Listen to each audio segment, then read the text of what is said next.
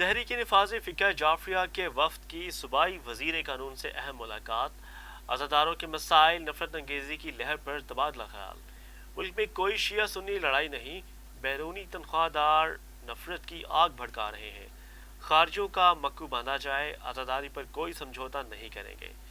حکومتی اقدامات سے مکتب تشیع میں احساس محرومی بڑھ رہا ہے۔ علماء ذاکرین کی گرفتاری سوالیہ نشان ہے۔ ملک کو انتشار سے پاک رکھنا مشترکہ فریضہ ہے۔ تمام مکاتب فکر شر پسندوں کو بے نقاب کرے۔ راجہ بشارت کی خامیاں دور کرنے کی یقین دہانی۔ تفصیل جانتے ہیں اور عباس کاظمی کی رپورٹ میں۔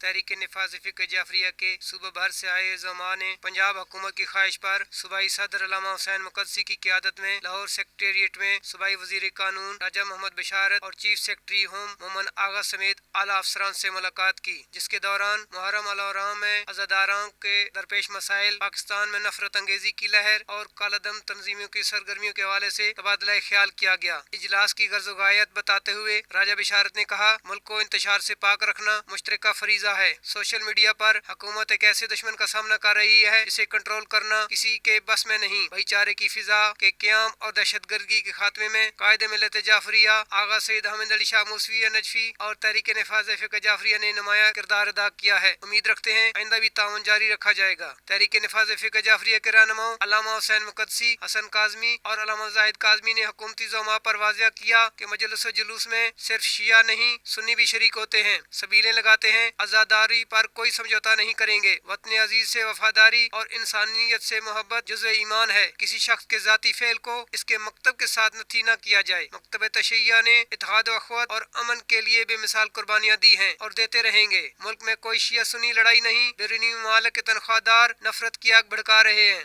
دوسری جانب حکومتی اقدامات سے مکتب تشیع میں احساس محرومی بڑھ رہا ہے۔ کالعدم دہشت گرد تنظیمیں سرکاری اداروں، کمیٹیوں، یہاں تک کہ اسمبلیوں تک میں براجمان ہیں۔ کالعدم جماعتوں کو ملنے والے ڈھیل کے نتیجے میں اوکاڑا اور سہیوال کے جلوسوں پر حملے ہوئے ہیں۔ روحت ہلال کمیٹی، علماء بورڈ کے سربراہان متعصب لوگ ہیں جو اس وقت بھی اشتعال انگیزی اور تکفیری زبانیں بول رہے ہیں۔ نظریاتی کونسل میں کالعدم جماعتوں کے افراد موجود ہیں۔ نیشنل ایکشن پلان بالائے طاق رکھ دیا گیا ہے۔ جب قوانین اور اچھے برے کا خیال حکومت خود نہیں رکھے گی تو امن کیسے قائم ہوگا؟ علماء ذاکرین کی گرفتاریاں اور بے بنیاد ایف آئی آرز کا اندراج قانون نافذ کرنے والے اداروں پر سوالیہ نشان ہے۔ چاردیواری کے اندر مجالس پر پابندیاں غیر آئینی ہیں اور حقوق کی سلبی ہے۔ روایتی اور لائسنسی جلوسوں کو تحفظ دیا جائے۔ سرکاری شیڈول کی غلطیاں درست کی جائیں۔ عزاداروں اور بانیان کے خلاف بے بنیاد ایف آئی آرز واپس لی جائیں۔ شیڈول 4 کے ذریعے دھمکانے کا سلسلہ بند کیا جائے۔ مکتب تشیع میں پائے جانے والے احساس کمتری اور روا رکھے جانے والے امتیازی سلوک کا ازالہ کیا جائے۔ سوشل میڈیا پر توہین کے واقعات اور کافر کافر کہنے کے سلسلہ کا نوٹس لیا جائے۔ اپنے سوا سب کو کافر سمجھنے والے ناصبیوں، خارجیوں کا مکو باندھا جائے تو امن قائم ہوگا۔ ٹویٹر سمیت سوشل میڈیا پر تکفیری ٹرینڈ چلانے والوں کے خلاف قانونی کارروائی کی جائے۔ تحفظ بنیاد اسلام بل کو قرآن و سنت اور آئین کے متصادم ہونے پر مسترد کیا۔ پاکستان کی بنیادوں میں ہمارا خون شامل ہے، کوئی غیر آئینی چیز برداشت نہیں کریں گے۔ تحریک نفاذ فقہ جعفریہ کے زعماء نے اجلاس میں ایسے حکومتی ادارے سی ٹی ڈی کی جانب سے پیش کردہ اعداد و شمار کو غیر حقیقت پسندانہ کہہ کے مسترد کر دیا اور مطالبہ کیا کہ یک طرفہ کارروائی نہ کی جائے۔ وزیر قانون نے